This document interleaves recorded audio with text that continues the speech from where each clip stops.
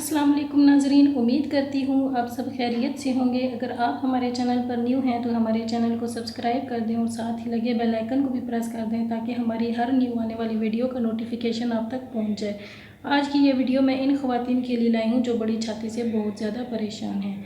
आज मैं इस वीडियो में वो तरीका बताऊँगी जिससे छाती का साइज़ नॉर्मल हो जाएगा और जिस्म पर कशिश बनाया जा सकता है।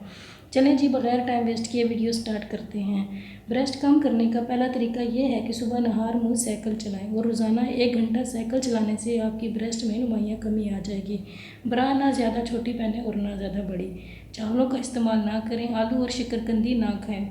सुबह 1 घंटा वर्जिश करें और कोशिश करें कि आपका ज़्यादा से ज़्यादा पसीना निकले ताकि चर्बी पिघले। ब्रेस्ट को छूने से परहेज़ करें, खट्टी चीज़ें ना खाएं।